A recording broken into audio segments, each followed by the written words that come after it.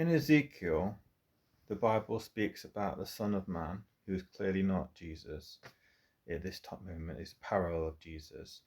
And he's growing up in Edom, which in Judaism, the Bible is the West.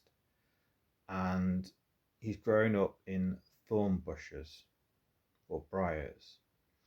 And Isaiah states that instead of a thorn bush or a briar will sprout a myrtle tree. Now, a myrtle tree is native to India, and it's also known as the ironwood tree, which is symbolic of Buddha and Maitreya. And it's also the son, related to the son of Hermes. And Hermes is all throughout the Bible. So in his equivalent Pan, his name is all things. So count how many times the Bible says all things. Through all things, God made things through all things, all things. It's such a strange phrase to use, all things, God made all things through all things.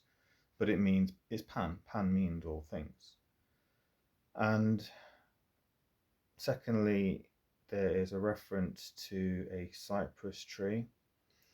And I know all about a myrtle tree, but again, when Isaiah speaks of trees, it's speaking of the myrtle tree being relative to Messiah ben David.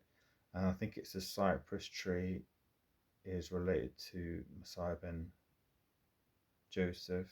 It's also called a fir tree, and that's native to North America. And when it talks about the Son of Man in Ezekiel being around thorn bushes, it states in Zephaniah that this is equivalent to Sodom and Gomorrah. And obviously in the West now, especially in Great Britain, America, we have an incredible amount of different sexualities, and it's impossible for this to be about Israel. We're devoutly Christian, and it has Jews and it has Muslims who, and there's very little of that around there. It's speaking of the West.